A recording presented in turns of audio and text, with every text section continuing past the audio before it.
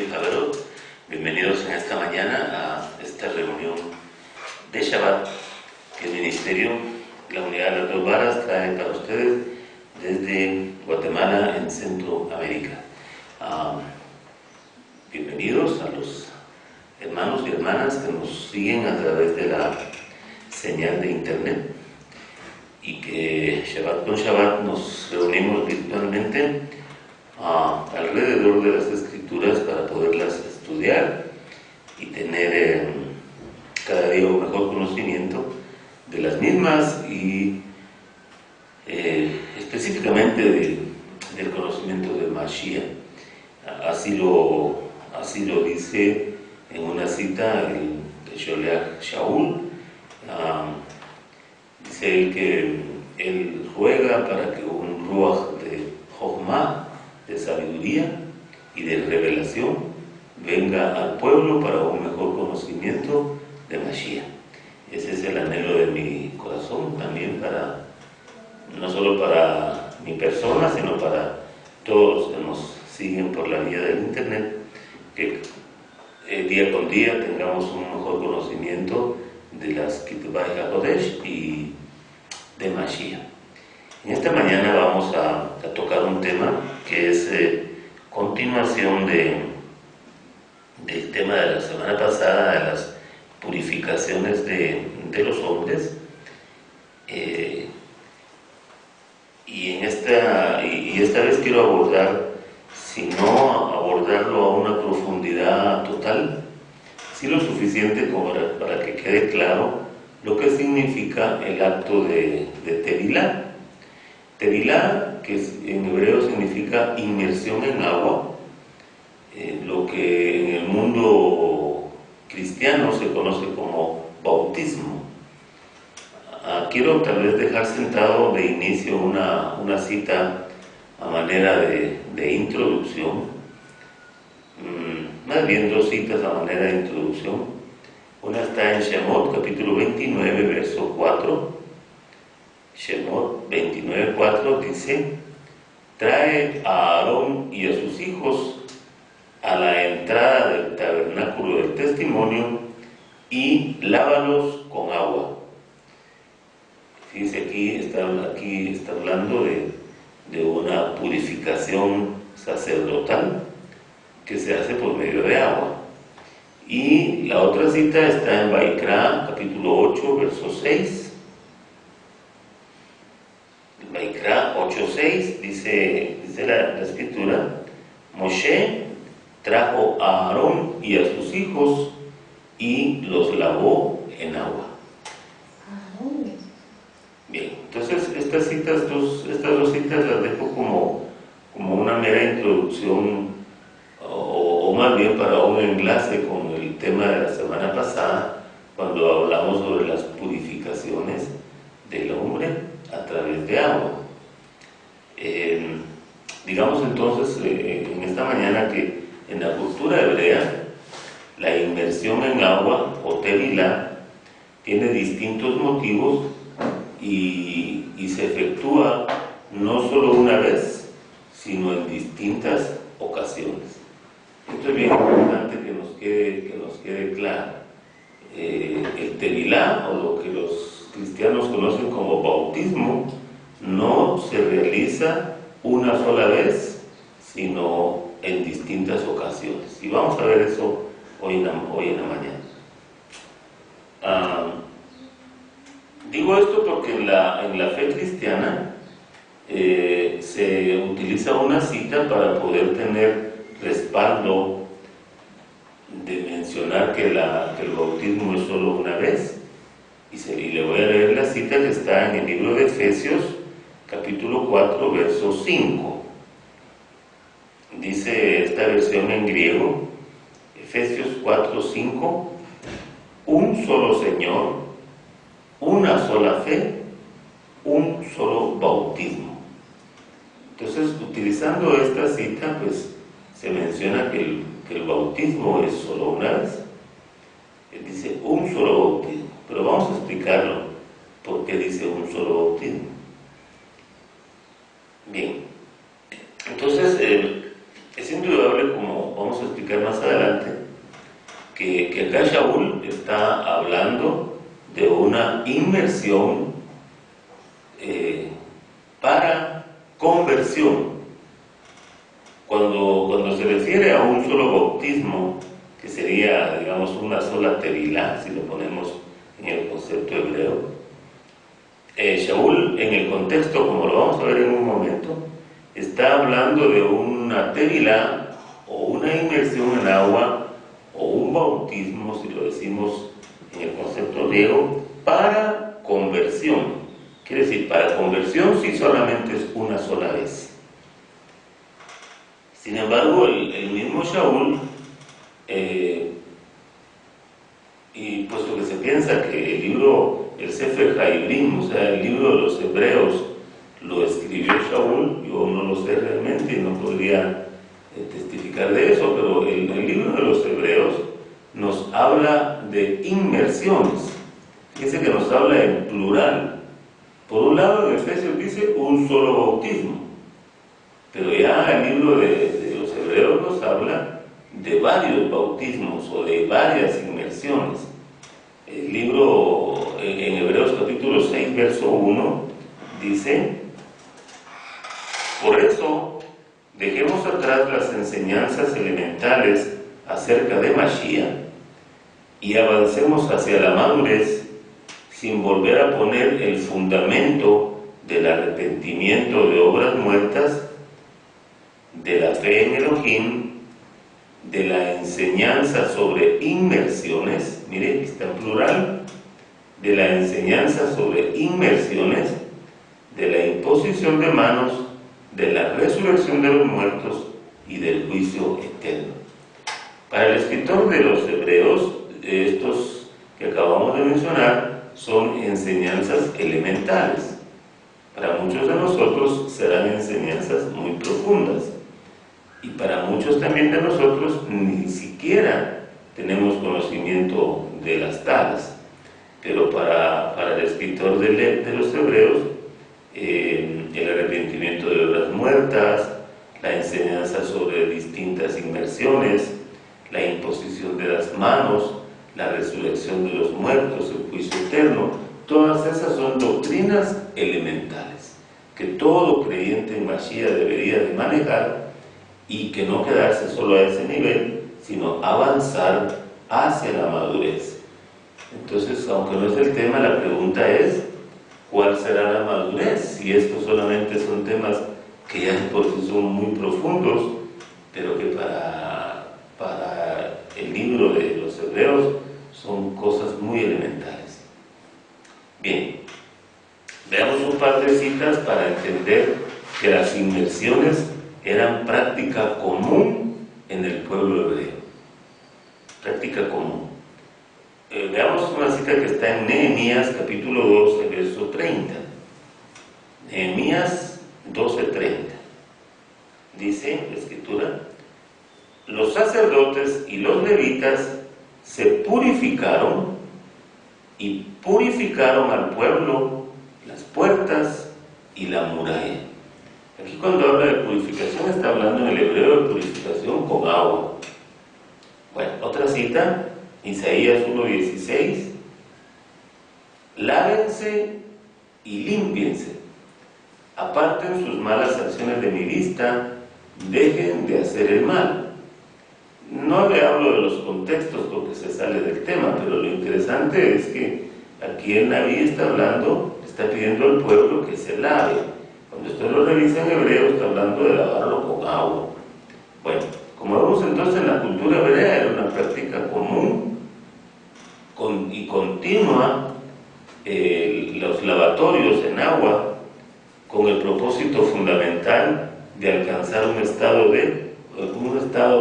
de pureza ritual, y por ende, al ser pureza ritual, se convertía en pureza espiritual. Bueno, esto es la manera como de un resumen un poco de lo que vimos la semana pasada. Digamos entonces que Tevilá viene de la raíz hebrea tabal,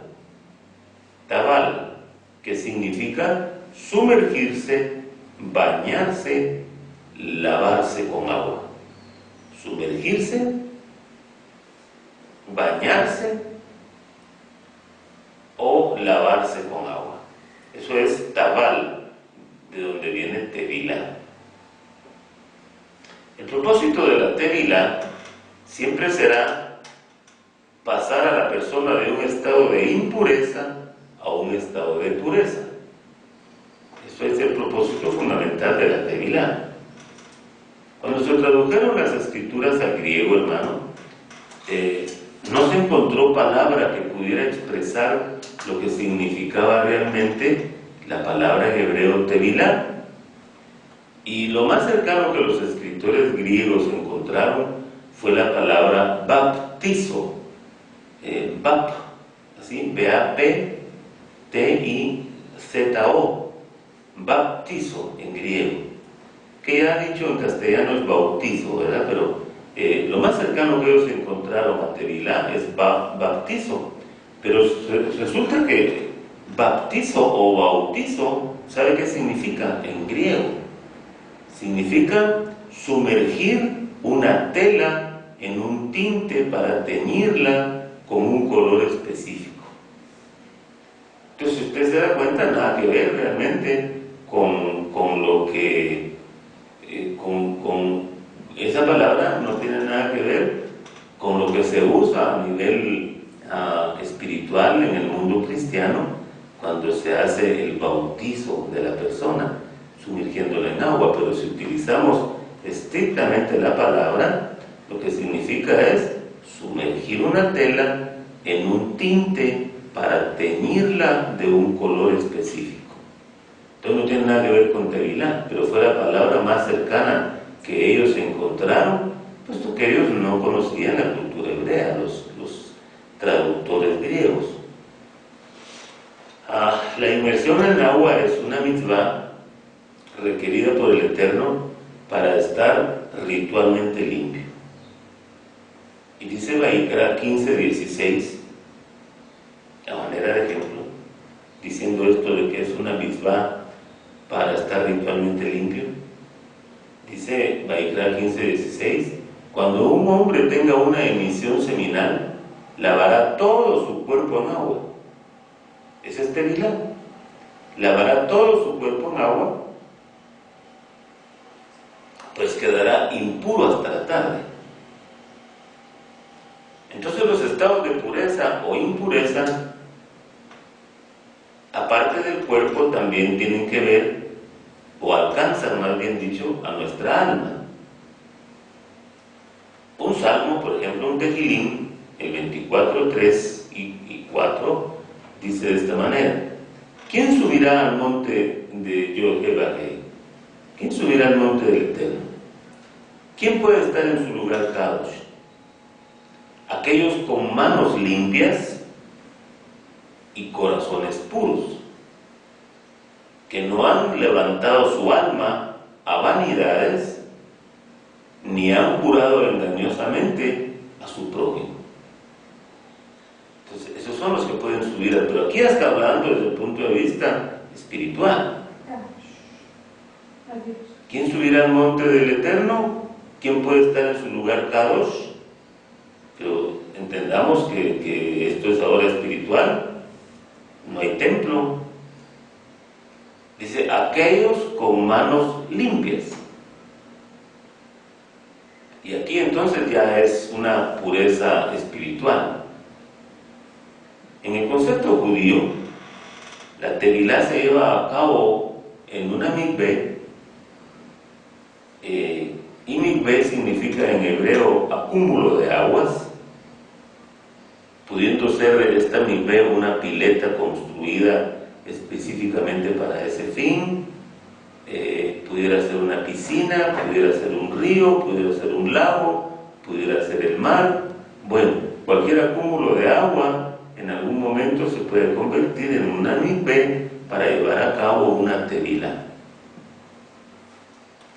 La palabra mikveh también se traduce en hebreo, y esto es interesante, que la palabra mikveh, aparte de que es acúmulo de aguas, también se traduce en hebreo en algunas ocasiones como esperanza. Y es así porque las purificaciones lo que le traen es esperanza a la vida del pueblo de Israel.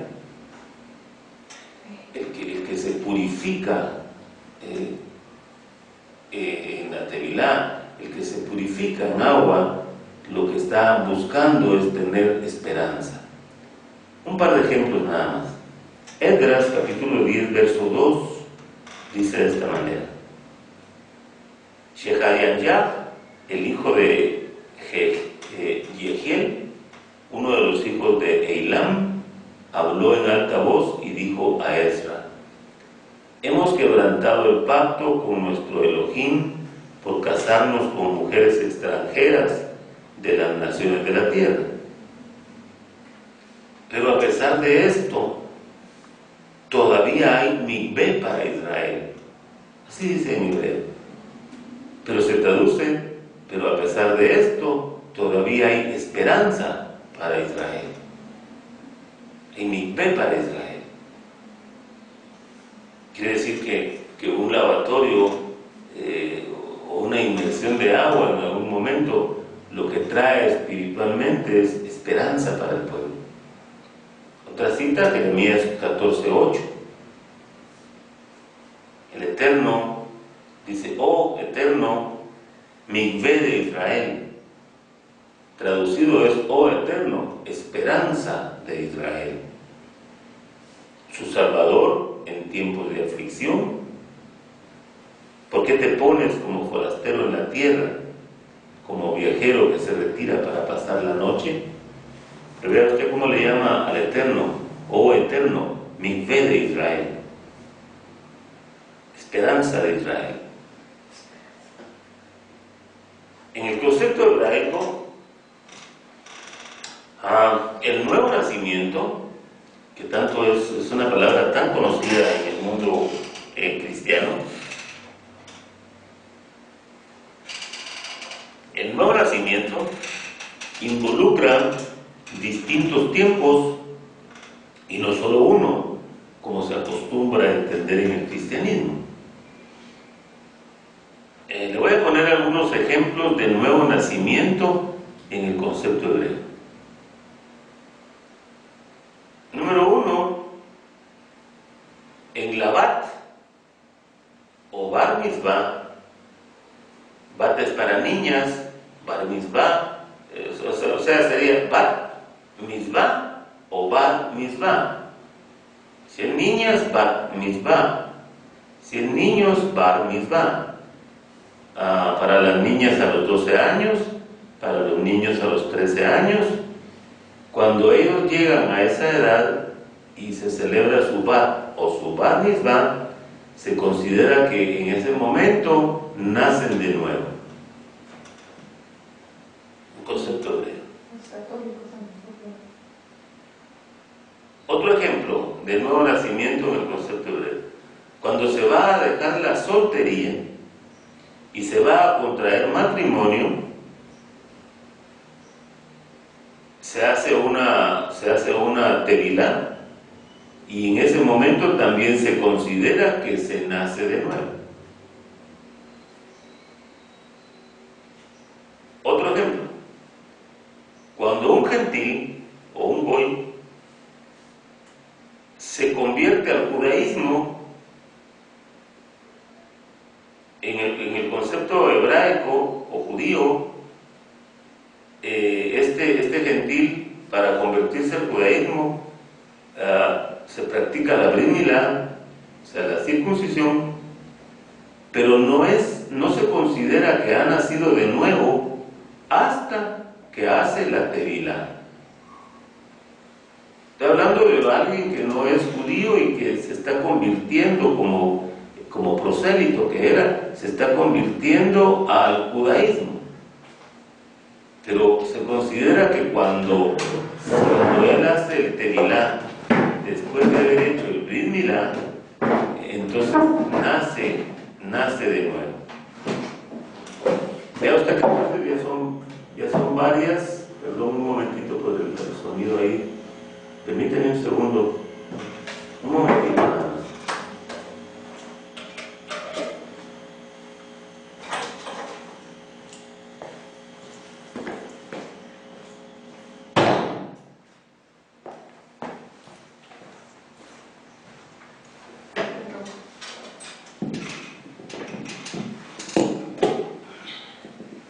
Perdón por la interrupción.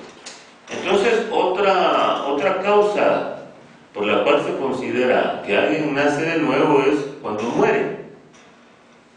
La muerte también se considera un nuevo nacimiento,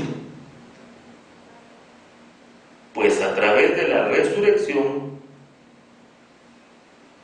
se va a entrar en el Olam Jabá o el mundo venidero, y para eso, en el concepto judío, el que muere es purificado con agua antes de ser entregado al polvo, antes de ser enterrado, porque se cree que esta persona, cuando venga la resurrección, va a nacer de nuevo, y por eso es que se purifica con agua antes de ser entregado al polvo de la tierra. Entonces vea usted que llevamos varios tipos de nuevo nacimiento. En el judaísmo también existe la purificación para dedicación o rededicación para un trabajo, para un ministerio o para una tarea específica. Y cuando alguien es purificado para tales cosas, también se considera que nace de nuevo. Entonces, tenemos que entender todo esto, porque en el mundo cristiano es muy al revés todo. El nuevo nacimiento es algo visto de una manera muy distinta. Pero aquí estamos hablando del concepto hebreo o inclusive judío. En la Tevilá, para conversión al judaísmo, se requieren 3 testigos, por lo menos, y llevarse a cabo luego de un periodo de instrucción de Torah, llevarse a cabo la Brit Milá y por último la Tevilá. Esas 3 partes son importantes para cuando un gentil se quiere convertir al judaísmo y nacer de nuevo. Ser instruido en Torah, practicarse el Brit Milá y por último practicar la Tevilá. En el Sefer HaGeburot, o sea, en el libro de los Hechos, encontramos distintos textos. Vamos a ver un par. En el libro de los Hechos 2:38 dice de esta manera. Cuando se recuerda usted cuando Kefa da un discurso, una enseñanza y se convierte en, creo que 2000, en el día de Shavuot. Dice Hechos 2:38. Kefa les respondió a esa multitud que le estaba preguntando: ¿y ahora qué haremos? Después de haber oído la enseñanza de él, les dice: vuélvanse de sus pecados, hagan teshuvá, regresen al Eterno, y sea cada uno de ustedes, oiga, sumergido, ahí es Tevilá, sea cada uno de ustedes sumergido en la autoridad del nombre de Yeshua HaMashiach para perdón de sus pecados, y recibirán el don del Ruach HaKodesh. Otra cita. Hechos 8:16.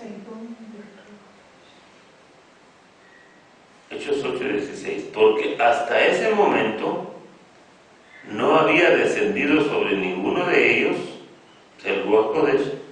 Solamente habían sido sumergidos, solamente habían Tevilá en el nombre de Yeshua.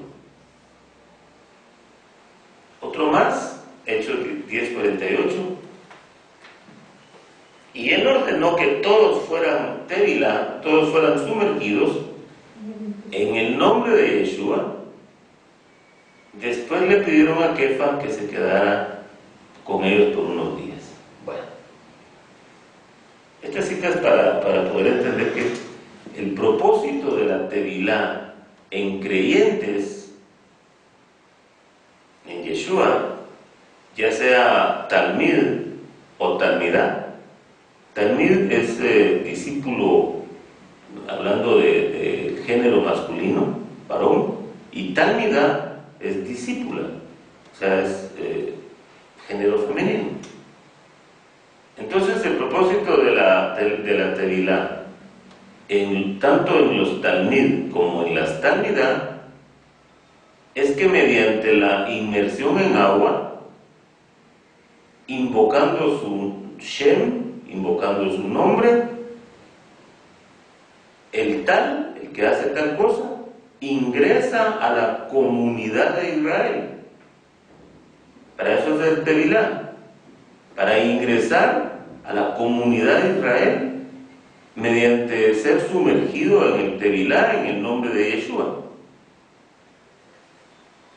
Y esta comunidad de Israel, conformada tanto por Yehudim como por efraimitas creyentes en Yeshua como Mashiach.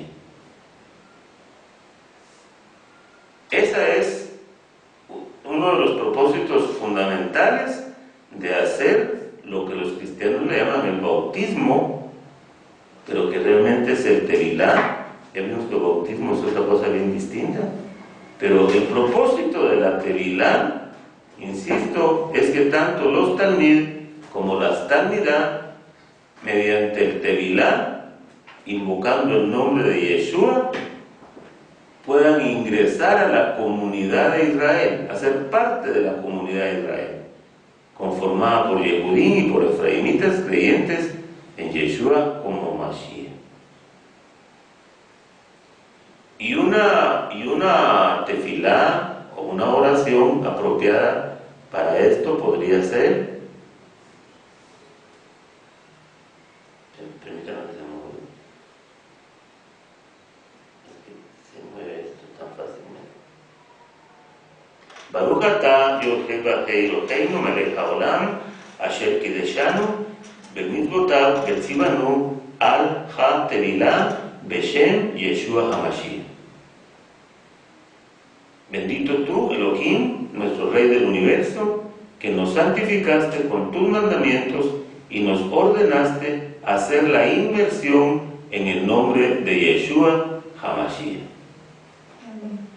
Esa podría ser una tefilá apropiada a la hora que usted decida hacer el tevilá. ¿Sí se podría hacer con un moré? Eso es algo personal. A continuación, le quiero mencionar algunos textos que han sido añadidos por los escritores griegos, pero que no están en el original, y por lo tanto no es correcto hacerlo de esa manera. Por ejemplo, dice en Mateo 28:19, Mateo 28:19, dice: por tanto, id y haced discípulos en todas las naciones, bautizándolos en el nombre del Padre, y del Hijo, y del Espíritu Santo. Esa es una oración errónea, incorrecta, puesto que no existe tal texto en los textos originales. Entonces, quien haya sido, digamos, bautizado, pues usemos ese término, en el cristianismo, y hecho en el nombre del Padre, del Hijo y del Espíritu Santo, es incorrecto y no es válido. Otro más, Marcos 16:16. Estas son dos citas que no existen en los textos originales. El que crea y sea bautizado será salvo. Marcos 16:16. El que crea y sea bautizado será salvo, pero el que no crea será condenado. Ese texto no existe en el original. No hay tal cosa como que si usted no cree y no es bautizado, no es salvo. Bueno, hay una cita, aunque no hablamos acá de cosas talmúdicas, pero hay una cita en el Talmud que me gusta y por eso la menciono, porque dice: la limpieza va de la mano con la santidad. limpieza va de la mano con la santidad. Creo que es una gran verdad en lo natural y en lo espiritual. Recordamos, como dijimos la semana pasada, que hay dos purificaciones, la natural y la ritual, y que de ambas debe de participar el Ben Elohim. Pusimos algunos ejemplos, como hablar de las purificaciones naturales. Por ejemplo, cuando la mujer está en su periodo menstrual, ahí no está pecando, simplemente ella entra en un estado de impureza natural, producto del periodo menstrual.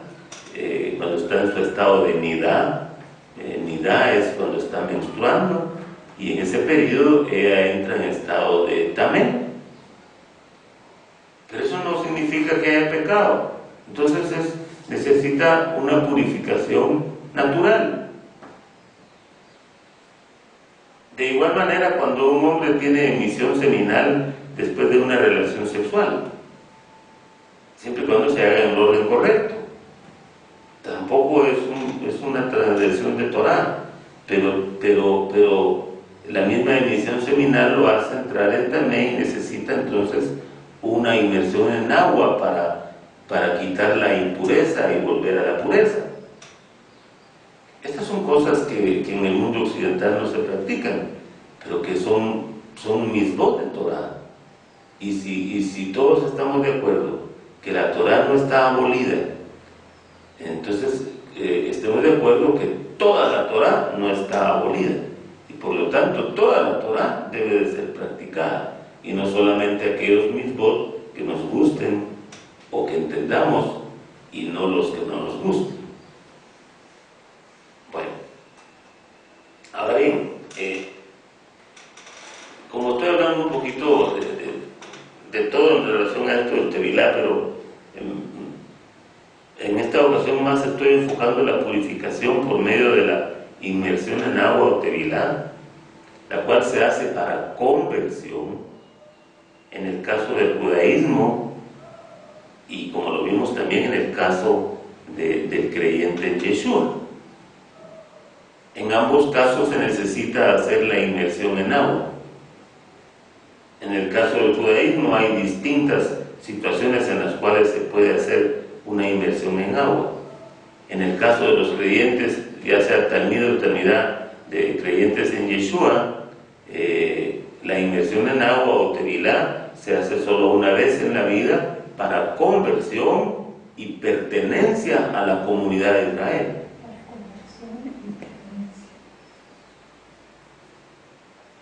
Quiero leerle una cita talmúdica que es interesante para poder entender un poco más esto. Esto está escrito en Berajot 47b y también está en Yevamot 46a. Eso ya son citas talmúdicas. Pero dice, Rab Zera dijo en nombre de Rab Yohanan: alguien no se convierte en prosélito hasta que ha sido circuncidado y hasta que ha efectuado la tevilá. Entonces aquí era lo que yo venía diciendo anteriormente. Pudo haberse hecho esa persona que se está convirtiendo al judaísmo la circuncisión, pero no es tomado como parte del judaísmo hasta que se sumerge en las aguas del tevilá. Miren qué importante entonces es para el mundo judío la tevilá, como importante es para el mundo de los creyentes en Yeshua. Es decir, que un hombre podría haber sido instruido en la Torá y en la ley, en la halajá, o sea, en la ley judía, podría haber sido circuncidado, pero no era considerado legalmente parte de la nación de Israel desde el punto de vista del judaísmo hasta que practicaba la tevilá. Como es obvio pensar, esta tevilá era o es, porque se sigue acostumbrando, para conversión o consagración, y se da en el mundo judaico solo una vez en la vida, como se da en el mundo no quiero utilizar la palabra mesiánico, pero quiero decirlo en esta ocasión para hacer la diferencia, aunque no necesariamente nos consideramos mesiánicos estrictamente como tal. Ese es otro tema que no quiero tocar, pero los creyentes en Yeshua también hacemos el tevilá para conversión una sola vez en la vida. Entonces es aquí donde encontramos dos categorías de tevilá, según las veces que sean repetidas en la vida. La que es una sola vez en la vida es para conversión, y la que se hace repetidamente es por aspectos rituales de purificación simbólica. La mayoría de veces es creído que el bautismo o tevilá, hermano, fue inventado, usamos esa palabra para entender, por Juan el Bautista, conocido en el cristianismo y conocido en el mundo hebreo como Yohanan el Inmersor. Muchos creen que él fue el que lo inventó, digamos, el que lo puso en práctica. De ahí que creen que por eso se llama Juan el Bautista. Y eso ocurre en círculos cristianos por desconocimiento. Se considera que él fue el creador de este rito de sumergir gente en agua con un propósito espiritual. Sin embargo, vimos ya que la tevilá como tal ha existido desde tiempos muy remotos en el pueblo hebreo, que después se convirtió en el judío. Incluso se han encontrado mikvaot, que son pilas rituales para sumergirse, se han encontrado en casas, arqueológicamente se han encontrado en ruinas muy antiguas. Quiere decir que las mikvé han existido por siempre en el mundo, en el pueblo hebreo y judío después.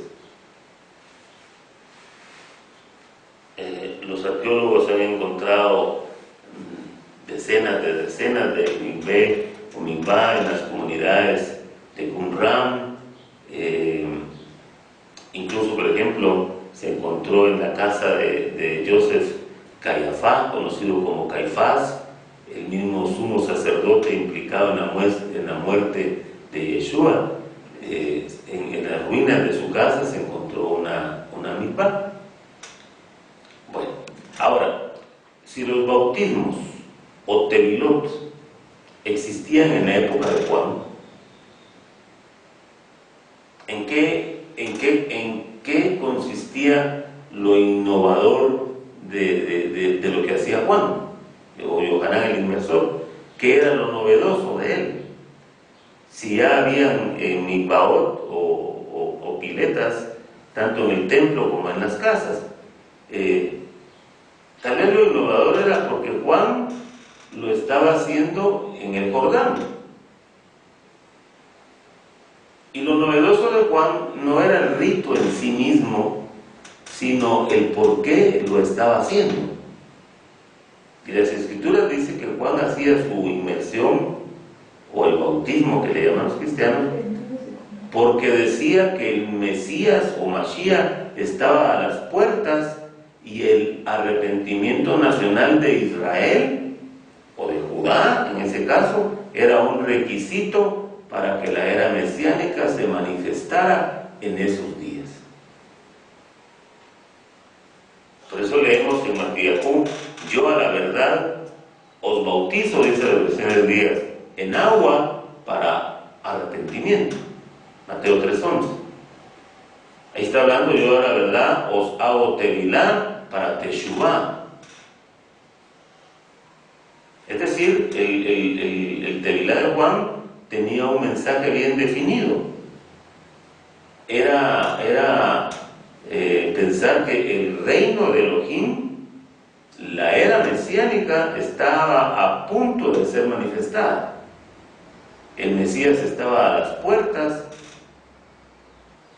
y si el pueblo se arrepentía de todo corazón y abandonaba toda clase de impiedad, el Eterno haría que el reino se manifestara a esa persona en toda su esencia.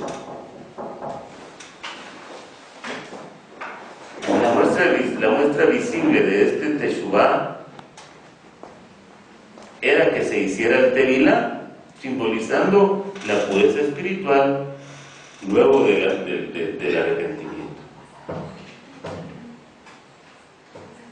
La Tevilá de Juan tenía por objetivo preparar al pueblo judío para la llegada del Mesías, para que fuesen dignos de alcanzar los días del reino mesiánico. Si Israel se arrepentía, el Mesías, Mashiach, se revelaría abiertamente y paso seguido restauraría el trono de David y entonces arrancaría la era mesiánica o reino mesiánico o milenio, como queramos llamarle. Shaul o Pablo incluso indica esto a los creyentes de Éfeso, que habían recibido solamente el bautismo de Juan, tal como está escrito.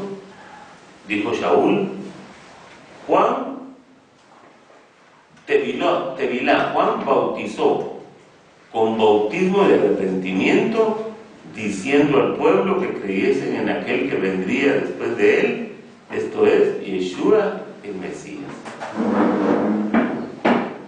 Es por ello, hermanos, que podemos decir que el Tevilá de Juan, de Yohanan, tenía sentido antes de que Mashiach viniera, para poder hacer que Israel fuera digno, y una vez venido el que bautiza en el Ruach HaKodesh, debíamos de sumergirnos en el nombre de aquel que era más grande que Juan. Bueno, entonces permítame, vamos a mover aquí un poquito.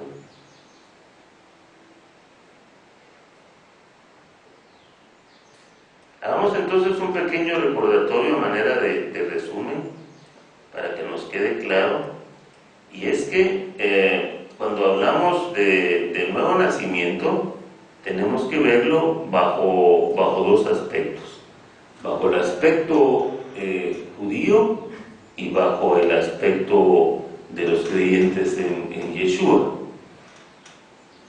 Ya dijimos que para el mundo judío hay distintos tevilá o distintas inmersiones en agua que deben de hacerse para distintos aspectos de la vida de la persona. Dentro de ellas están cuando el niño o la niña llegan a sus 12 o 13 años, o sea, ya sea el Bat Mitzvah o el Bar Mitzvah, y se consideran entonces ya niños y niñas aptos para el estudio de Torah. Entonces para el concepto judío eso es una forma de nacer de nuevo. También recordemos lo que dijimos, que cuando alguien va a dejar la soltería y va a contraer matrimonio, también debe de practicar el tevilá, la inmersión en agua, y eso también es otra forma de nacer de nuevo. Otra manera de nacer de nuevo es cuando un gentil se convierte al judaísmo. Dijimos que no era reconocido como miembro del judaísmo como tal hasta que hacía el tevilá. Ya se había hecho el brit milá, ya se había hecho la circuncisión, pero hasta que se sumergía en agua era considerado ya miembro del judaísmo, o es, porque eso todavía pasa. También dijimos que otra forma de nacer de nuevo es cuando alguien muere. Cuando alguien muere, un judío que muere, ellos creen en la resurrección. Entonces,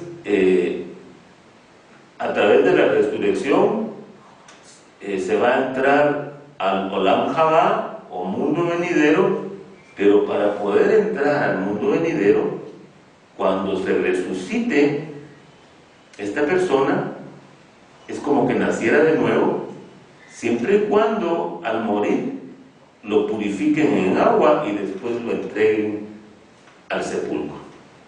Esa es otra forma de nuevo nacimiento. Yo expliqué todo esto y lo estoy tratando de resumir de nuevo porque cuesta un poquito entenderlo, pero para hacer la diferencia entre el concepto de nuevo nacimiento del judaísmo y el concepto del nuevo nacimiento de los creyentes en Yeshua. Eso es diferente. Incluso les decía, o les recuerdo, que cuando una persona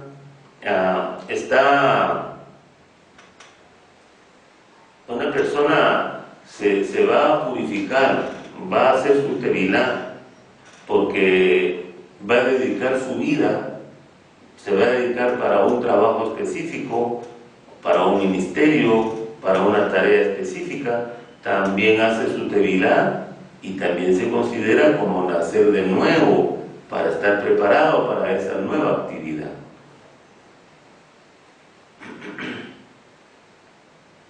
Y les leí, en contraposición a esto, algunas citas que tenemos en el Sefer HaGeburot, que es el libro de los Hebreos, de los Hechos, en donde ya hablamos de inmersiones de creyentes.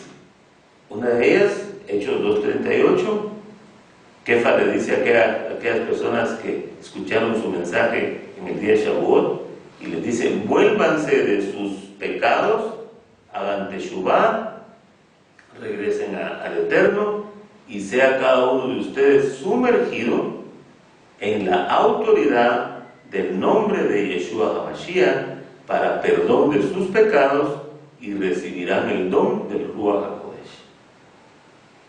Entonces usted mira aquí, hay un pequeño ingrediente que no lo hay en el concepto judaico, y es siempre la tevilá, pero hecha en el nombre y en la autoridad de ese nombre de Yeshua para perdón de sus pecados y para recibir el don del Ruach HaKodesh. ¿Sería una forma también de santificarse? Sí. Les dije otra cita que es Hechos 8:16. Dice: porque hasta ese momento no había descendido sobre ninguno de ellos, o sea, el Ruach HaKodesh, solamente habían sido tevilá, solamente habían sido sumergidos en el nombre de Yeshua. Otra cita más, Hechos 10:48, y él ordenó que todos fueran sumergidos en el nombre de Yeshua, y después le pidieron a Kefa que se quedara unos días. Pues entonces les decía, hermanos, y me interesa mucho recalcar esto para que quede claro, que algunos pedían este tema para que quedara bien claro, muchos que están entrando a esta nueva dimensión no han hecho su tevilá correctamente, tal vez vienen del mundo cristiano y ahí hicieron el bautizo, que sería como el equivalente, pero ya le expliqué a usted que incluso los intérpretes de las versiones del hebreo al griego no lograron encontrar una palabra adecuada que significara lo que es tevilá, y la más cercana fue encontrar la palabra baptizo en griego, pero baptizo significa sumergir unas telas para teñirlas en un recipiente. Es diferente, ¿verdad? No está hablando, no tiene nada que ver con el tipo de tevilá como tal, que es un ritual espiritual. En cambio, bautizo es unas telas que se meten en un recipiente que tiene un tinte para que las telas agarren un determinado color. Bueno, entonces el propósito de la tevilá, tanto en talmid como en talmidá, o sea, en discípulos como en discípulas, es que mediante el tevilá, o sea, la inmersión en agua, invocando su nombre, invocando el Shem de Yeshua, se pueda ingresar a pertenecer a la comunidad de Israel, y esto es tanto para Yehudim como efraimitas, creyentes en Yeshua como Mashiach. Amén. Esa es la clave del Tevilá. Si alguien hace su Tevilá, lo que antes hizo como bautizo, solo que ahora lo hace en el nombre de Yeshua únicamente, y digo esto porque ya les mostré que hay unas citas que no están en la escritura original. Por ejemplo, Mateo 28:19 dice: por tanto, id y haced discípulos en todas las naciones, bautizándolos en el nombre del Padre, y del Hijo, y del Espíritu Santo. Esa cita no existe en el texto original, entonces es incorrecto haberlo hecho así. Y claro, si alguien salió del mundo cristiano, ahora debe de practicar su Tevilá, aunque haya sido bautizado en el mundo cristiano. Otra cita que no está es Marcos 16:16. El que crea y sea bautizado será salvo, pero el que no crea será condenado. Esa cita tampoco está. Entonces, decíamos, ya esto es como para ir resumiendo, ir entendiendo este tema que es corto, pero muy importante, porque es la continuación de la semana pasada, las purificaciones en agua. Entonces, que va a hacer su Tevilá, lo puede hacer solo o lo puede hacer con alguien como testigo, pero no existe en este concepto el que alguien sea tomado y sumergido con sus manos, como es sumergido, se recuerda a usted en el cristianismo, sino alguien, una persona por sí sola, puede sumergirse en la Tevilá. Y ya dijimos que Tevilá, en el concepto hebreo, es una palabra que significa acúmulo de aguas, que pueden ser una pileta, que puede ser una pileta diseñada para eso, que es la mikvah, que puede ser un lago, que puede ser un río, que puede ser el mar. El asunto es que la persona sea sumergida en agua, ¿verdad? Y una oración apropiada podría ser esta que le mencionaba: Baruch atah Eloheinu melech haolam asher kideshanu b'mitzvotav v'tzivanu al ha-tevilá b'shem Yeshua HaMashiach. Que sería: bendito tú, Elohim, nuestro Rey del Universo, que nos santificaste con tus mandamientos y nos ordenaste hacer la inmersión en el nombre de Yeshua HaMashiach. Y a continuación, sumergirse en agua. ¿Para qué?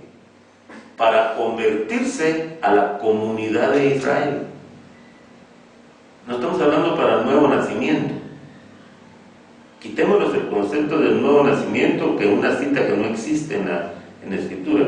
Es para la conversión a la comunidad de Israel, de creyentes en Yeshua, tanto Yehudim como efraimitas. Para eso es el Tevilá, para pertenecer a ese pueblo, pero no para nacer de nuevo. Y para recibir el Ruach HaKodesh. ¿Sí? Claro, eso ya es aparte, porque vimos las otras citas. Pero estoy hablando ahorita del propósito fundamental del Tevilá, que es la pertenencia a la comunidad de creyentes en Yeshua, tanto judíos como gentiles. ¿Sí? Haciéndolo en el nombre de Yeshua. Bueno, entonces, vamos a ver qué me queda por aquí. Tengo varias cosas más, pero me gustaría que tal vez las lea cuando ya suba este tema a la página. Pero básicamente eso es el resumen de lo que yo le quería mencionar. Vamos a ver.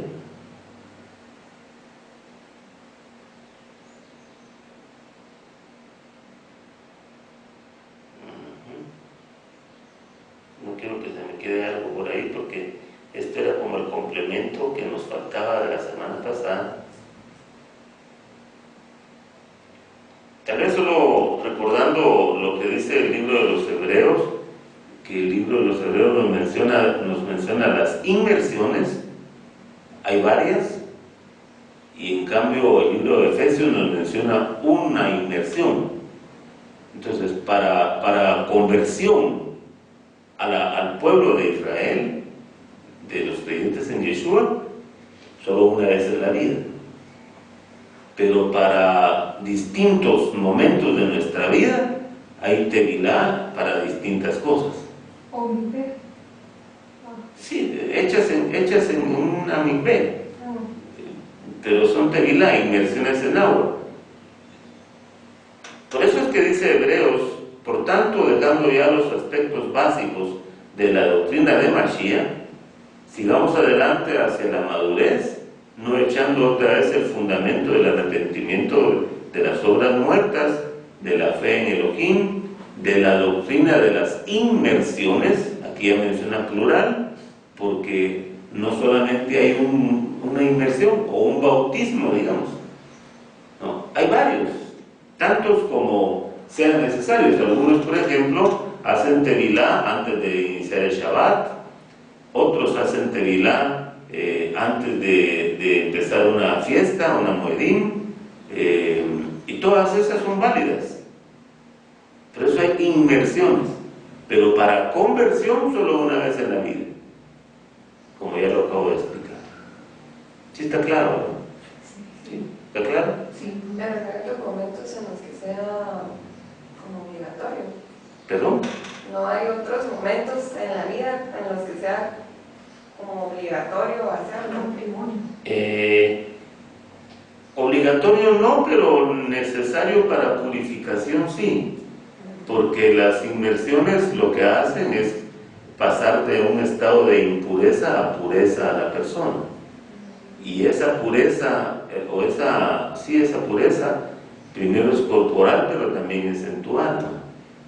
Y entonces hay momentos distintos en donde no es obligatorio, pero es aconsejable que uno haga una inmersión en agua. Por ejemplo, decíamos, en Torah está muy claro que cuando una mujer entra en su periodo de tamé, en el nidá, que es el periodo menstrual, y ahí no está pecando, ahí es un proceso natural de su cuerpo, mes a mes, en donde ella en su periodo menstrual se contamina por la misma sangre, y entonces entra en estado de impureza, que es tamé.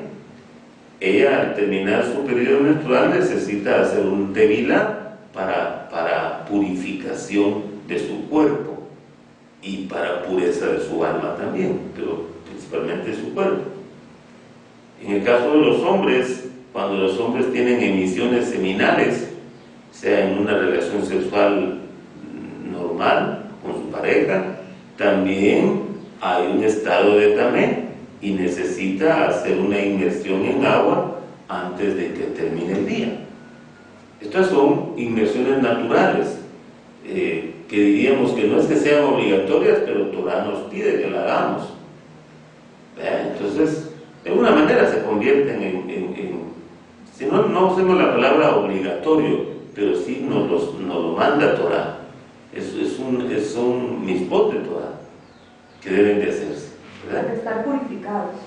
Para entrar a un estado de pureza tanto corporal como almática. Ahora, pero por la pregunta que alguien hacía, por lo que insistimos en este tema, era hablando de lo que el mundo cristiano le llama como bautismo para salvación. No tiene nada que ver para salvación el tevilá. Para pertenencia al pueblo sí, ¿verdad? Mientras no se haga tevilá en el nombre de Yeshua, todavía uno no se puede considerar parte del pueblo. Como en el judaísmo no se puede considerar parte del judaísmo si no hace el tevilá, aunque se haya hecho el brit milá.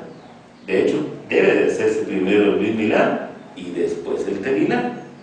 Pero leí una parte que está en el Talmud, se la voy a volver a leer, donde está muy claro esto que le estoy diciendo. Y si esto lo traspolamos a la parte de los creyentes en Yeshua, pues es comprensible. Dice, por ejemplo, en Berajot 47b, y también está en Yevamot 46a. Estas son citas talmúdicas. Dice, Rab Zera dijo en nombre de Rab Yohanan: alguien no se convierte en judío o prosélito judío hasta que ha sido circuncidado y hasta que ha efectuado la tevilá. Pasémoslo al concepto de los creyentes en Yeshua. Nadie pertenece a la comunidad del Israel del Eterno, de Dios de Israel. Nadie pertenece hasta que no haya hecho el tevilá. Entonces, por eso es la importancia de la inmersión en agua en el nombre de Yeshua. Todos debemos de practicarla, y mientras más pronto mejor, porque esto no tiene tiempo, esto no lleva una instrucción previa. El ejemplo es aquel etíope que iba leyendo la cita de Isaías y se acerca a Felipe y le pregunta qué vas leyendo, y le dice el libro de Isaías, y le dice: ¿entiendes lo que lees? No lo entiendo si alguien no me lo explica. Y dice la escritura en los Hechos que a partir de ahí Felipe se sube al carruaje y empieza a explicarle, y iba leyendo Isaías 53, que habla del sacrificio de Mashiach en el madero, ¿verdad? Que había quedado escrito proféticamente por el Naví Isaías. Pero ahí dice que a continuación el negrito etíope le pregunta si él tenía algún impedimento para hacer el tevilá. Claro, la versión en griega se traduce en bautizo, ¿verdad? Pero ahí era el tevilá. Y le dice Felipe: no, ningún impedimento, solo que creas. Y a continuación paran el carruaje, buscan habían aguas, un río, y lo lleva al río y hace el tevilá. O sea, para hacer el tevilá no se requiere una preparación previa, un estudio previo, como muchas iglesias evangélicas no bautizan a nadie si antes no le dan un curso de no sé cuánto tiempo. No, en el concepto real es: creíste en Yeshua HaMashiach y anhelar ser parte del Israel del Eterno a través de la fe en Yeshua, pues a la tevilá. Y no hay momento para hacerlo más que solo haber creído primero. Es el requisito previo, único: tener tu emuná en Yeshua.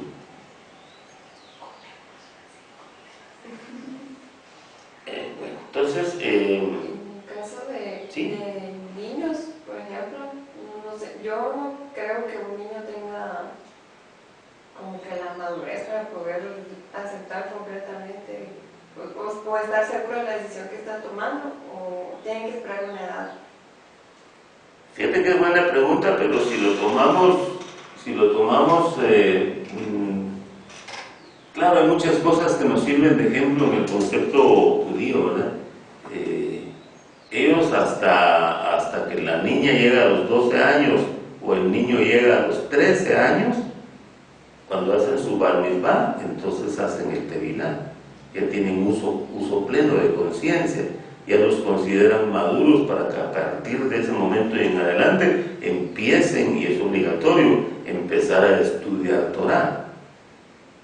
De hecho, vamos a la yeshiva y todo a partir de esa edad, ¿verdad? Entonces, si lo vemos en un creyente en Yeshua, un niño, pues debiera también de llegar a cierta edad en donde ya tenga esa madurez necesaria para entender lo que está haciendo, y no un niñito que en el mundo cristiano a los 4 años, 5 años, 6 años, 7 años lo bautizan.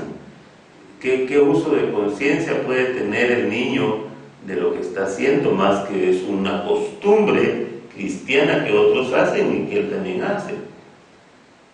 Primero, no le es válido puesto que no se hace en el nombre correcto. Segundo, tampoco es válido porque no se hace para la motivación correcta. Entonces, aquel que hoy esté como creyente en Yeshua y buscando ser obediente de Torah, y entrando a esa dimensión espiritual del Israel de Yahweh, debiera de hacer su tevilá, aunque hoy ya sea un adulto, mujer o hombre, aunque se haya bautizado de niñito como cristiano. No sé si es tu caso y por eso es la pregunta, no. Pero bueno, uno sí mira a muchos niñitos que los bautizan de pequeñitos, pues ahora yo entiendo que eso no es válido. Debe tener uso pleno de conciencia y pareciera ser que esas edades, como las hace el judaísmo, son las edades apropiadas cuando un niño ya está en conciencia plena de todo, ¿verdad? 12 años niñas, 13 años niños. Ese es un tema que deberíamos de tocar aparte para saber por qué esas edades.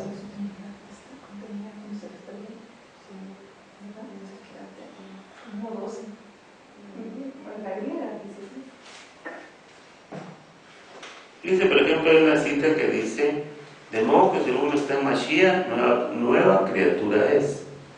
Las cosas viejas pasaron y aquí todas son hechas nuevas. Esta es en texto 2 de Corintios. Pero si la amarramos con otra que está en Galut ya, dice: porque todos los que habéis sido inmersos, tevilá, en Mashiach, de Mashiach habéis sido revestidos.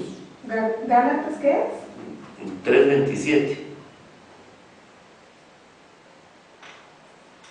Entonces,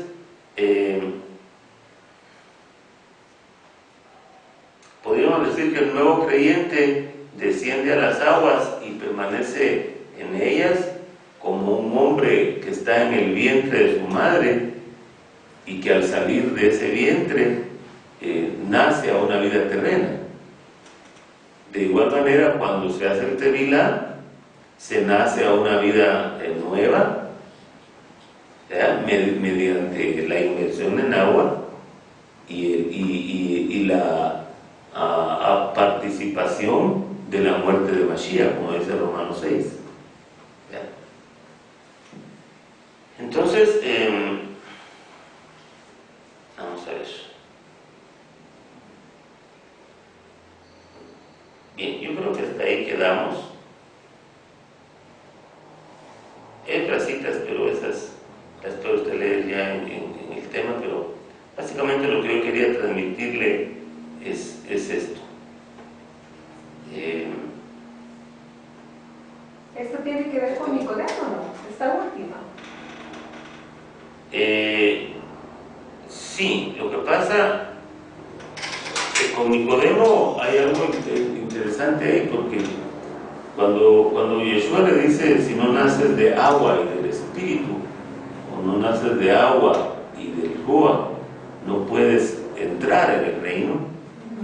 Él está, Yeshua está haciendo memoria de una cita que está en Tanaj, que está en Ezequiel 34, en donde dice, literalmente dice la escritura, hablando el profeta, o sea, el Eterno por boca del profeta Ezequiel, dice: yo reuniré a todo mi pueblo de todas las naciones de la tierra y las traeré a Eretz Israel. Eso es al final de los tiempos. Todos los que queden dispersos en todas las naciones de la tierra, creyentes en Yeshua, y que no hayan muerto durante el día de la angustia de Jacob, o lo que la gente le llama la gran tribulación, cuando él haya retornado en su segunda venida, él va a traer a todos los que están dispersos en todas las naciones de la tierra. Estos serán, si los ponemos en el contexto, estos serán el resto de la descendencia de la mujer que menciona Apocalipsis capítulo 2. ¿Eso sería como el arrebatamiento, algo así? No.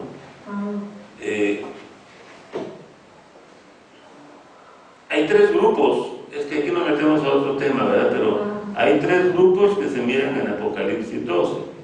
Está el grupo de los judíos, hablando en griego, porque no tenemos citas en hebreo para Apocalipsis, pero en griego dice que el dragón está esperando que la mujer dé a luz un hijo. Esa mujer es Israel, es el reino de Israel. tiene 12 estrellas sobre su cabeza, son las 12 tribus. Esa mujer no es María, esa mujer es el reino y va a dar a luz. Entonces el dragón está esperando que dé a luz.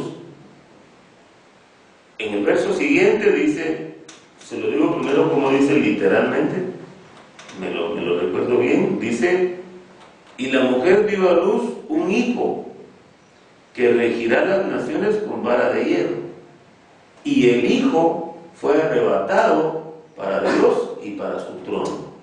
Así dice literal en griego. Ahora desmenucémoslo. En griego diría, y la mujer dio a luz un huíos que regirá las naciones con vara de hierro, y el tecnón fue arrebatado para Dios y para su trono.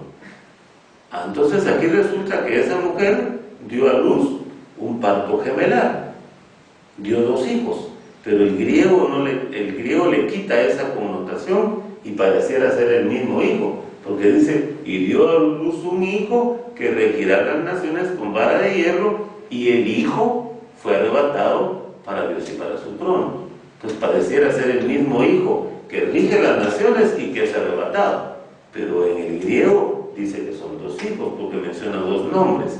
Huíos regirán las naciones con vara de hierro, y tecnón serán arrebatados para el trono. Entonces cuando uno ya va a revisar en el mismo griego las raíces de donde viene huíos y tecnón, se encuentra una gran información. Por ejemplo, huíos viene de una raíz en griego que significa hijos por adopción, hijos adoptados. En cambio, tecnón viene de una raíz en griego que significa hijos biológicos, hijos por sangre. Entonces aquí hay 2 hijos que la mujer está dando a luz, hijos que adoptó e hijos que son naturales. Los que adoptó son, y para eso hay que estudiar Romanos 8, porque cuando usted lee todo Romanos 8 y dice que los hijos están esperando la manifestación, o más bien dicho, la creación misma está esperando la manifestación de los hijos de Dios, ponen en griego. Ahí en griego dice, está esperando la manifestación de los huíos, de los hijos adoptados, y que van a llegar a ser hijos a la redención de sus cuerpos. Romanos 8 por ahí está. Bueno, pero sin irme tan lejos, y para contestar ampliar lo que preguntabas, miren ustedes que estos 2 hijos, uno es biológico y el otro es adoptado. Pero al final del capítulo 12 de Apocalipsis, de ese mismo capítulo, dice que todavía la mujer tiene un resto de descendencia. Ya no son ni huíos ni son tecnones. Si usted lee los últimos versos del capítulo 12, dice, y el resto de la descendencia de la mujer huyó al desierto y fue sustentada, y dice que fue guardada. Entonces hay un tercer grupo. ¿Cómo poder entender esto? Ya no es parte del tema, pero expliquémoslo. Miren, los judíos dice que van a regir las naciones con vara de hierro. Ahora, vayamos a ver Apocalipsis 20. Si usted quiere, o los hermanos que lo están viendo por internet, si quieren, anotan las citas y después lo buscan despacito para estudiarlo. Pero resulta que en Apocalipsis 24 dice Yohanan, que es el que está viendo la visión apocalíptica, dice, y vi las almas de los decapitados, ¿cómo se llaman? Yajiristas, ¿cómo se llaman? yihadistas, esos son los que están decapitando. Mire qué interesante, qué interesante. Dice literalmente, la escritura dice literal, y vi las almas de los decapitados. ¿Cómo mueren hoy las personas que están muriendo por el Islam, por ese grupo radical? Decapitados. Bueno, dice, vi las almas de los decapitados. Por causa, hay dos razones por las cuales son muertos. Mueren por su fe en Yeshua y por su obediencia en Torah. Eso es lo que se puede traducir de lo que en griego ahí dice. Yo no lo tengo aquí a la mano, por eso no lo busco, pero sí me sé las citas. Y dice, y porque no se dejaron sellar por la bestia, y volvieron a la vida, resucitaron, y gobernarán con Mashiach por 1000 años. Entonces, ¿quiénes son esos? ¿Quiénes son esos que mueren, resucitan, mueren decapitados o mueren por violencia, y mueren porque no se dejan sellar, y mueren por su fe en Yeshua y su obediencia de Torah, y los matan, y resucitan, y entonces al resucitar el galardón que les dan es que gobiernen con Mashiach por 1000 años. Pero ya ahora usted encuentra en el Tejilín 2, en el Salmo 2, y lo vuelve a encontrar de nuevo en Apocalipsis, que a Mashiach el Eterno le habla y le dice que va a regir las naciones con vara de hierro. Mashiach. Pero resulta que este grupo que muere, que son los judíos, dice que van a regir las naciones con vara de hierro. Entonces, por lógica bíblica, uno piensa que estos que son los judíos que mueren, que son los dos hijos de la mujer, tienen que morir durante el día de la angustia de Jacob, para que al resucitar, al final de todo, entren a la era milenial y gobiernen con vara de hierro juntamente con Mashiach. Entonces los judíos mueren, pero en cambio los tecnones son arrebatados. Ahí usa la palabra arrebatamiento, que es harpazo en griego.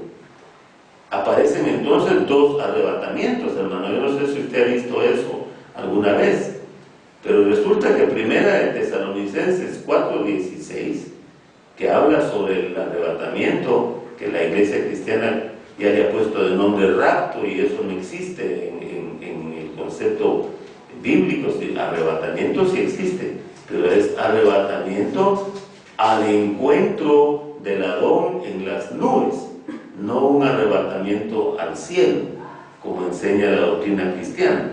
Los cristianos no se miran pasando una vida terrena al retorno de Mashiach, o de Cristo, como le llaman ellos. Los cristianos se miran viviendo en el cielo, producto de un rapto, cosa que no es bíblico. Pero arrebatamiento sí es bíblico, pero es un arrebatamiento a las nubes, al encuentro del Adón, cuando Él venga descendiendo en su segunda venida. Entonces aparecen dos arrebatamientos. El arrebatamiento de los tecnones, que es Apocalipsis 12, ¿y hacia dónde los llevan? Dice que son arrebatados al trono de Dios, dicho en griego. Pero váyase usted a revisar el libro de Jeremías en el capítulo 2, y usted va a encontrar que Jeremías, capítulo 2, dice que en aquellos días, o sea, cuando ya haya retornado Mashiach, en aquellos días, dice Jeremías, el trono de Yahweh, o el trono de Dios, que es Bajei, estará en Jerusalén. Hermano, entonces el trono no va a estar en el cielo, en el Shamaim, sino el trono va a estar en Jerusalén. Entonces estos que son tecnones, que son hijos biológicos, hijos por biología, van a ser arrebatados al trono que está en Jerusalén. Y por lógica entonces bíblica también, esto lo tenemos que amarrar con los 12,000 de cada tribu que son sellados en la frente en Apocalipsis capítulo 7, en donde dice la Escritura que el Eterno detiene los vientos hasta que un malaj que sale del cielo con el sello del Dios vivo, del Elohim vivo, venga y empiece a sellar en la frente a 12,000 de cada tribu. Dígame usted si esos no son biológicos.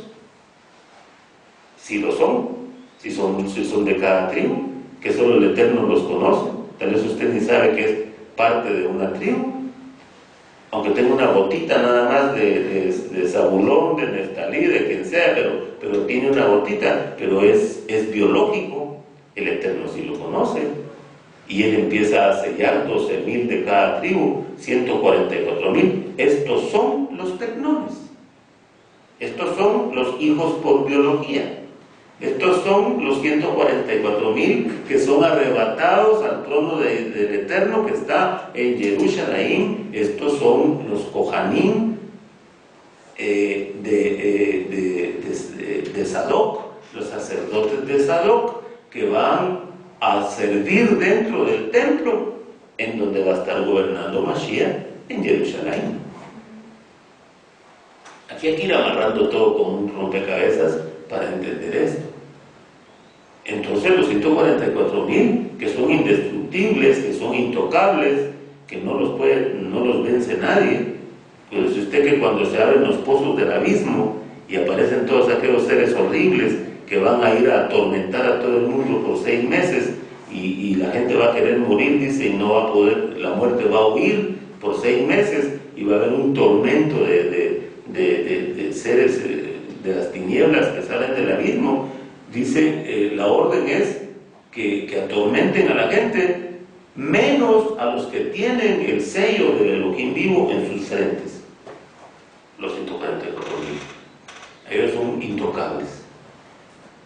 Entonces yo soy un creyente total, que ellos son los que van a ser arrebatados, y ellos son los que dicen la promesa que le dan a la congregación de Filadelfia, en donde viene Yeshua y le escribe a las cartas a las congregaciones que estaban en la Galut Ya, y a la congregación de Filadelfia les dice: a los que venzan los haré columnas del templo de mi Elohim, y nunca más volverán a salir del templo de mi Elohim. Ellos estarán dentro del templo.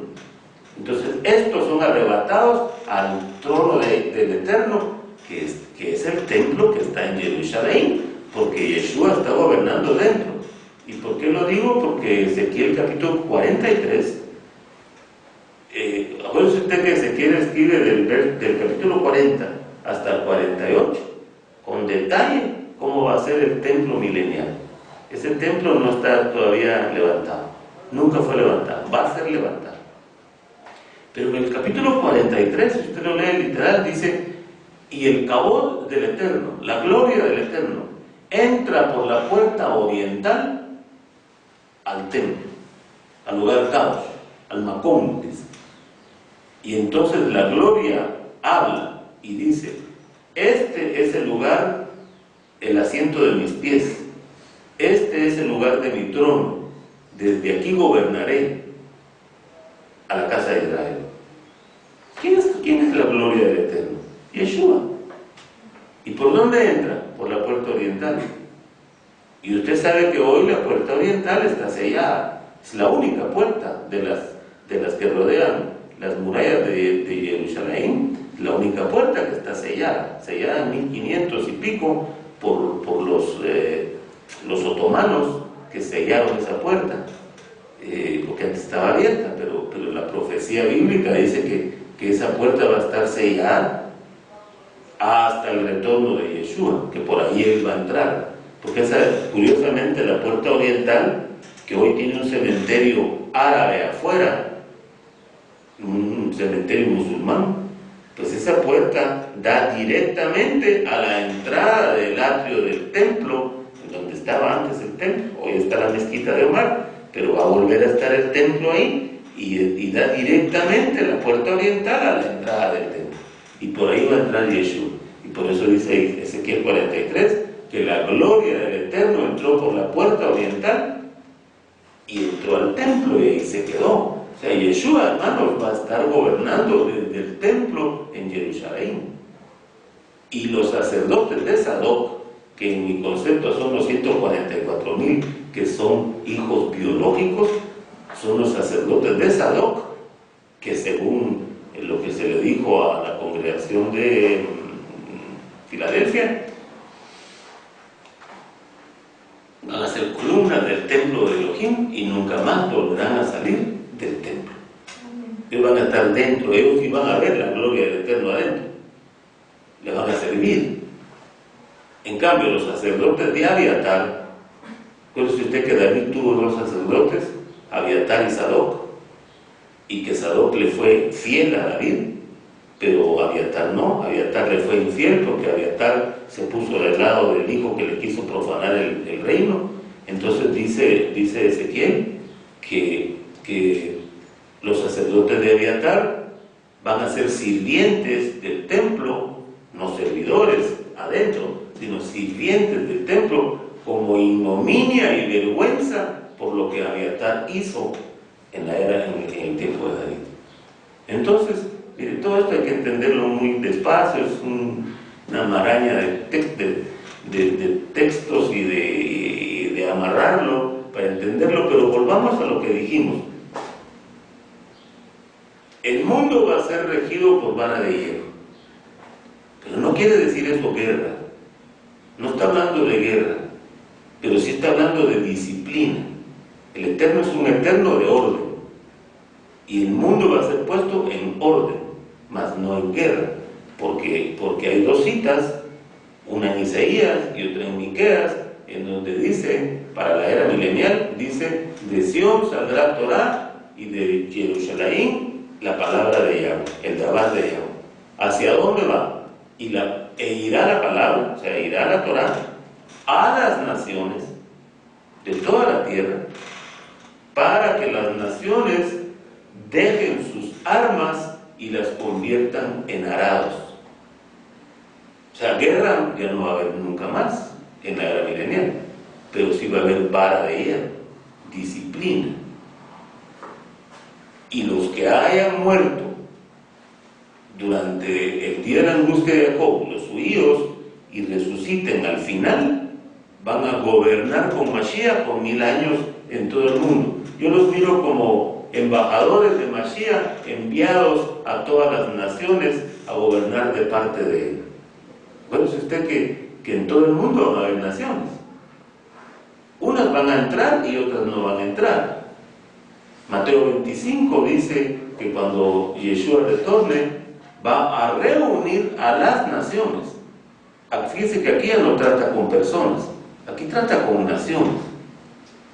Y entonces, si usted lo lee despacito, va a ver que dice que reúne a las naciones y las separa como se separan a las ovejas de los cabritos. Y les habla a las naciones, a las unas, y les dice, por cuanto me diste de comer y me diste de beber, ¿ha leído usted todo eso? Ahí le está hablando a naciones. Naciones que no necesariamente conocían a Yeshua, pero que de alguna manera trataron bien al pueblo del Eterno. Y esas naciones enteras van a entrar a la Tidlaó, a la era milenial, no conociendo nada de Torah. Por eso es que tiene que salir Torah de Sion y palabra del Eterno de Jerusalén, llevada por los que van a cogobernar con él a todas las naciones de la tierra a enseñar Torah, porque todas las naciones no van a conocer Torah. No sé si me doy a entender. Sí, sí.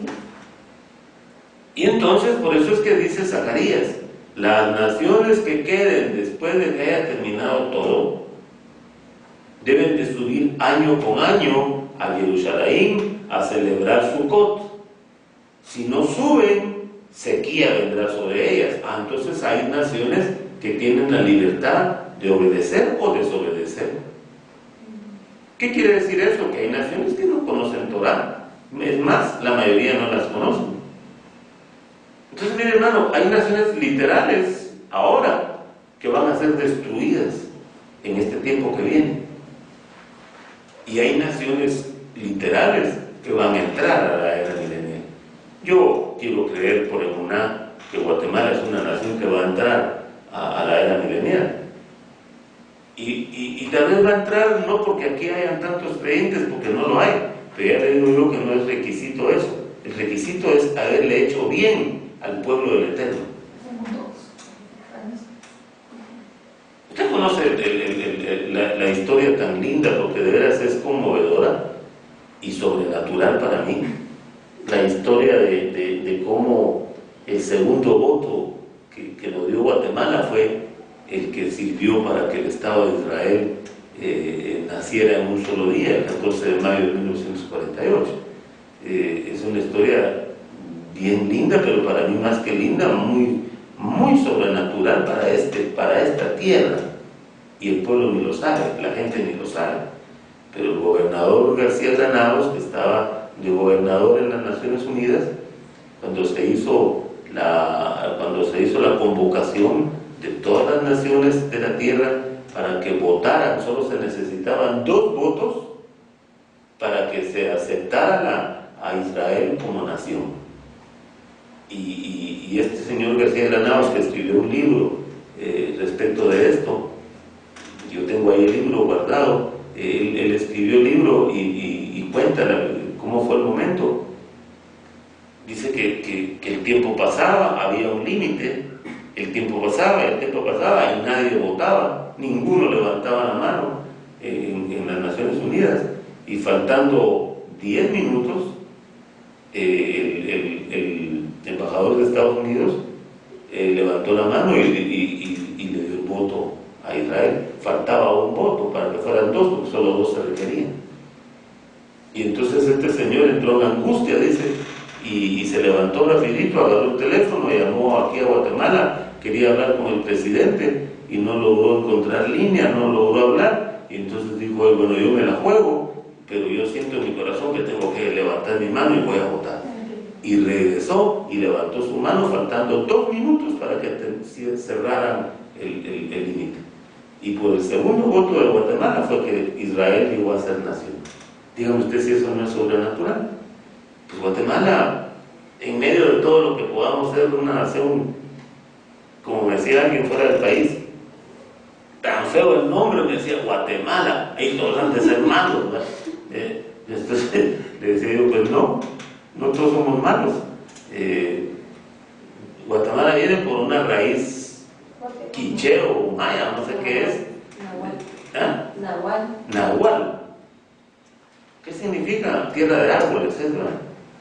Bueno, pues por eso es que tomaron el nombre, pero no es que nosotros seamos malos, ¿verdad? Pero la nación en sí yo creo que va a entrar como nación por el bien que le hizo a Israel. Bueno, en cambio el otro grupo es el grupo de los tecnones, como le decía, y el tercer grupo, que es en donde termino la plática por la pregunta, el tercer grupo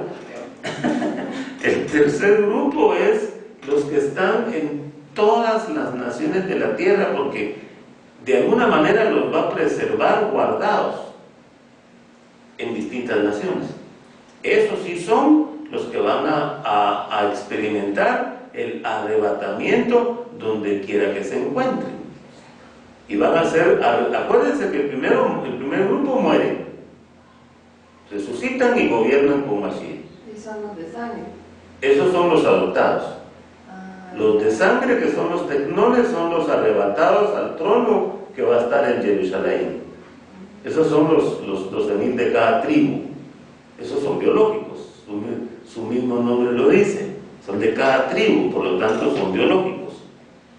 Pero el tercer grupo, el resto de la descendencia, esos están en cualquier lado del mundo. Y lea usted Mateo 24:30.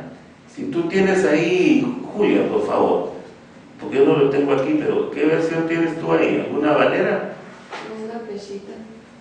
Léeme Mateo 24:30, a ver si se logra escuchar, porque ese tercer grupo es exactamente el que representa a los que van a ser arrebatados. Vamos a ver si yo lo puedo encontrar aquí. En ese tiempo aparecerá la señal del Hijo del Hombre en el cielo, y entonces harán duelo todas las razas de la tierra, y verán al Hijo del Hombre viniendo en nubes del cielo con poder y gran gloria. Ajá, ¿y qué más? Enviará a sus ángeles con gran trompeta y reunirán a sus escogidos de los cuatro vientos desde un extremo del cielo hasta el otro. Ahí está, gracias Julia. Miren, voy a leerles yo aquí en esta versión que sí la logré encontrar. Dice 24:30. Después la señal del Benja Adam aparecerá en el firmamento, todas las tribus de la tierra llorarán, y ellos verán al Benja Adam viniendo en las nubes del cielo con tremendo poder y gloria. Oiga, aquí esta es la segunda venida. Él está descendiendo del Shamayim. Pero mire el siguiente verso, cuando él ya descendió, dice: y reunirá a su pueblo escogido de los cuatro vientos, de un extremo al otro del cielo. Otra versión dice: y él enviará a sus malachim con una gran trompeta. Dígame usted si en 1 Tesalonicenses 4:17 no dice: y a la final trompeta los muertos en Mashiach resucitarán primero, y luego nosotros los que quedemos seremos arrebatados a las nubes al encuentro con el Adón. Eso así dice literal 1 Tesalonicenses 4:16.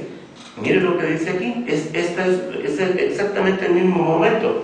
Y él enviará a sus malachim con una gran trompeta y reunirá a sus escogidos de los cuatro vientos, desde un extremo del cielo hasta el otro. Ese es el arrebatamiento de los que, del resto de la descendencia, por supuesto, creyentes en Yeshua y obedientes de Torah, parte del Israel de Yahweh, que están dispersos en los cuatro ángulos de toda la tierra. Ahora hay creyentes en Él en todo lado del mundo. Entonces, estas personas, si no son huidos ni son tecnones, son el resto que va a quedar disperso, como guardado, y al retorno de Yeshua los va a mandar a buscar por medio de sus malachim, sonando una gran trompeta, que es lo que dice Tesalonicenses, y lo vuelve a repetir Shaul en 1 Corintios 15:50, a la final trompeta. O sea, hay una trompeta final, y yo creo que este es el momento de la séptima trompeta, que no son shofares. Algunas versiones traducen shofares, pero es que aparte son shofares y aparte son teruá, que son trompetas de plata. Y acuérdese usted que en la fiesta de Yom Teruá, que es la fiesta del primer día del séptimo mes, lo que se sonaba no era un shofar, sino que lo que se sonaba era un teruá. Por eso se llama Yom Teruá. Teruá es trompeta de plata. Entonces, y acuérdese usted que cuando Yeshua le dijo a sus discípulos que nadie sabía ni el día ni la hora del retorno del Benja Adam, ni los malachim del cielo, sino solo el Padre, no estaba hablando de que nadie sepa cuándo Él va a retornar, sino estaba hablando de un hebraísmo, porque el Yom Teruá es conocido también como el día y la hora que nadie conoce. También es conocido como el día escondido. Entonces prácticamente él estaba diciendo que Mashiach va a retornar en un día de Yom Teruá, cuando se suene la trompeta, va a retornar. Y aquí dice que cuando él retorne, se sonará por los malachim la trompeta, y esa trompeta va a hacer reunir a todos los escogidos que estén en todos lados del mundo. ¿Y qué va a hacer? En el contexto de Tesalonicenses, los va a levantar al encuentro de él, que viene descendiendo del Shamaín y se encuentra en las nubes, y de ahí los traslada hacia Eretz Israel, no hacia el cielo, sino hacia Eretz Israel, porque ellos van a ser parte del pueblo que va a habitar el Malhut del Eterno, que va a estar en tierra de Israel. Y miren, todavía hay otra cita más para que entendamos que no son cristianos los que son arrebatados. Léase por favor Oseas 1:11. Ojalá que en esa versión que tengan ahí lo diga bien. Voy a buscar yo aquí en esta que tengo. Perdonen, hermanos, que nos fuimos por otro lado, pero se puso interesante. Pero es sumamente interesante. Oseas 1:11. Entonces se juntarán los hijos de Judá y los hijos de Israel unánimemente, designarán para sí mismos un solo jefe y ascenderán de la tierra. Ahí está. Ya que el día de Jezreel será grande. Ahí está. Si tú ves algo bien importante ahí, mire pues, ¿quiénes son los que ascienden? ¿Quiénes son los que... Esta versión, que es griega, primero le voy a leer cómo dice. Dice, y los hijos de Judá y los hijos de Israel, ahí está Efraín y está Judá, ya están las 12 tribus juntas. Dice, se reunirán y nombrarán para sí un solo jefe, Mashiach, y subirán de la tierra, porque grande será el día de Jezreel. ¿Cuál es el día de Jezreel? Si usted estudia detenidamente el día de Jezreel, es lo que le llaman la gran tribulación. Es el día de la angustia de Jacob. En el final de la angustia de Jacob se da el ascenso de Judá y de Israel, no de cristianos.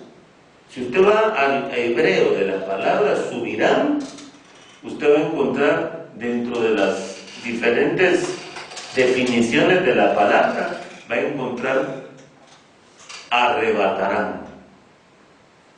Entonces resulta que esta cita de Isaías, de Oseas 1:11, es el contexto de Primera de Tesalonicenses 4:16.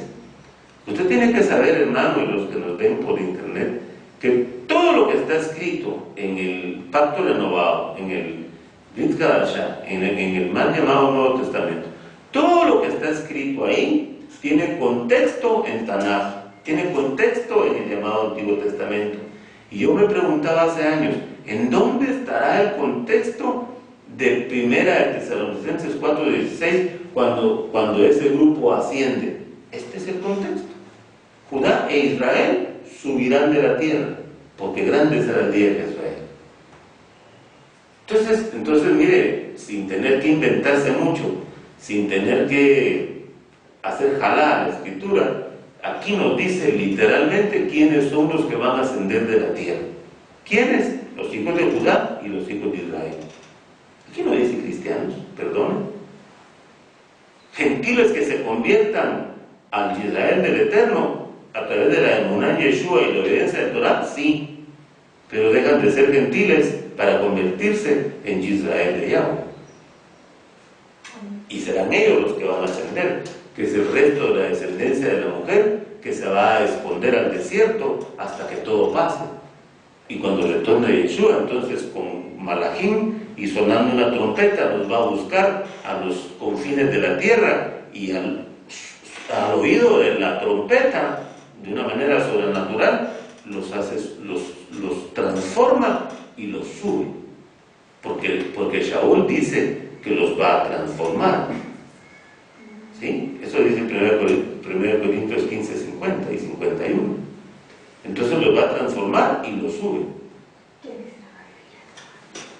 Bueno, entonces, esto era por la pregunta, ¿verdad? Que se alargó tanto, pero ya no me pregunté eso, no. Pero buenísima, no, ya no. Pero... Bueno, entonces, mire, esto es apasionante, la escritura es apasionante. La pregunta era de Nicodemo y... Bueno, sí. no contesté. Mire pues, viene el Eterno y dice a través de Jeremías: yo reuniré a mi pueblo de todas las naciones de la tierra, los traeré a Eretz Israel. Léalo después y dice entonces, y fíjense pues, las versiones normalmente traducen mal, porque ponen les esparciré agua, dice. Pero usted va a ver esa palabrita esparcir en hebreo y significa sumergir. Entonces realmente dice, y los sumergiré en agua y les cambiaré su espíritu y les pondré mi espíritu, su ruach y les pondré mi ruach. A Nicodemo le dijo: si no naces de agua y del espíritu, del ruach, no puedes entrar al reino. Esta gente que fue reunida de todas las naciones, diríamos, está como en la frontera para entrar al inicio de la era milenial. Pero no pueden entrar si antes no los lavan en agua y no les cambian el espíritu. Eso es nacer de agua y nacer del espíritu. Ese es el contexto de lo que a Nicodemo le dijo. Aquí no estaba diciéndole a Nicodemo lo que el cristianismo dice: bautismo de agua, bautismo del Espíritu Santo. No, aquí le estaba hablando de algo profético. Le estaba hablando de un evento que tiene que ocurrir para que los que entren a habitar el reino, que es la era milenial, no pueden entrar si antes no son sumergidos en agua, tevilá, no pueden nacer de agua y no les cambian su espíritu y le ponen el espíritu de ruach, del Eterno, porque ahí mismo dice que solo cambiándoles el espíritu y poniéndoles el espíritu del Eterno, ese pueblo será capaz de obedecer Torah. De lo contrario no puede, dice. Y entonces yo por eso entiendo hoy que qué difícil se hace para todo el mundo caminar en obediencia de Torah hoy, porque todavía no ha cambiado el ruach al Eterno. Lo promete cambiar. Mire, yo quisiera encontrar esa cita, porque si no, la gente va a creer que estoy hablando de cosas. Denme un momento, los que me miran en internet, un momento voy a buscarle la cita y se la voy a leer. Y va a ver usted que no le estoy diciendo cosas que no son. Un momentito nada más. Vamos a ver, solo voy a buscar esa cita. Y ahí dice muy claro, aquí está. Mire, pues es Ezequiel 36:25, pero le voy a leer desde antes. Dice: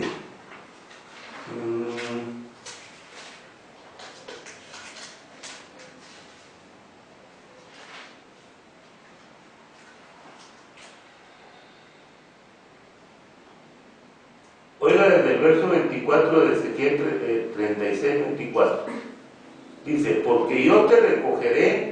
Voy a dar mi micrófono. Porque yo te recogeré de entre las naciones. Le está hablando a Judá y a Israel en el contexto. Porque yo te recogeré de entre las naciones, te reuniré de todas las tierras y te regresaré a tu propia tierra. En hebreo dice Aeretz. Entonces era la palabrita que yo le decía: yo rociaré agua limpia sobre ti. Pero si nos vamos a ver la palabra en hebreo de rociaré, es una palabra que significa sarak, que se escribe sarak, y que se traduce cubrir, sembrar, sumergir. Cubrir, sembrar dentro del agua, cubrir con agua o sumergir. Sarak. No sé por qué las versiones le traducen esparcir, porque eso suena más como a catolicismo, donde a usted le echan agüita bendita, ¿verdad? No, aquí es sembrar, aquí es sumergir. Digámoslo mejor como debería decir. Entonces yo te sumergiré con agua limpia y tú estarás limpio. Yo te lavaré de toda tu inmundicia y de todos tus ídolos. Yo te daré un nuevo corazón, y pondré un nuevo ruaj dentro de ti. Yo sacaré tu corazón de piedra de adentro de tu carne, y te daré corazón de carne. Yo pondré mi ruaj dentro de ti, y causaré que vivas por mi Torá, que camines en mis ordenanzas, y guardes mis juicios, y los obedezcas. ¿Por qué no podemos todavía realmente caminar como quisiéramos?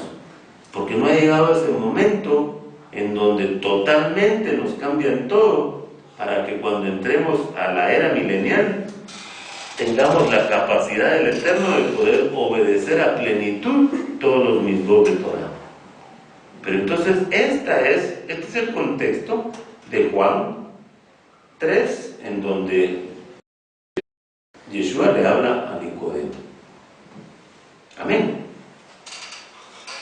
Y aquí entonces ya limpios por el tevilá que hacen y transformados del Ruach, ya ese pueblo que fue recogido de las naciones, y dígame usted una cosa, ¿cómo se puede entender esto? Ese pueblo, ¿quién es ese pueblo? Si lo acabamos de hablar. Es el que fue arrebatado. Lo llevaron a las fronteras de Israel, pero no lo van a entrar hasta que no le hagan este doble proceso. Los recoge de todas las naciones. ¿Cómo los recoge? Por medio del arrebatamiento. El malach sonando la trompeta, estos siendo arrebatados al encuentro del Adón en las nubes, llevados a Eretz Israel, pero a las fronteras, porque los recoge de toda la tierra, dice, y ahora los lava con agua, les cambia el ruach, nacer de agua, nacer del Espíritu, y los hace entrar, porque la promesa a Nicodemo era, si no naces de agua y del Espíritu, no puedes entrar. Aquí van a entrar al Malhut, al reino, y el reino va a estar en Eretz Israel. Y ese reino ya no va a ser solo ese territorio pequeñito de lo que es Israel, porque según la promesa, el reino empieza desde el río Nilo hasta el río Éufrates. Y entonces eso es un enorme territorio, y todo ese territorio va a ser Eretz Israel. Amén. Amén. Y ahora sí, amén. Terminamos acá por el tiempo. La pregunta de Nicodemo. Esperemos que ya no haya otra pregunta. Bendiciones del Eterno para todos, hermanos. Qué alegría poder haber estado con ustedes el día de hoy. Esperamos vernos la semana entrante, si el Eterno así lo permite. Que tengan Shavuot Tov, un Mevorá, que tengan una buena y bendita semana, y que todo lo que hagan ustedes o se propongan hacerlo, hagan, si lo hacen conforme a los principios de Torah, que cada uno de ustedes sea como un árbol plantado junto a corrientes de agua, que dan su fruto a su tiempo y que su hoja nunca se marchita, pero que esto ocurra a la medida que usted y yo meditemos el Torah de día y de noche, como nos pide el Tehilim 1. Bendiciones del Eterno y hasta pronto.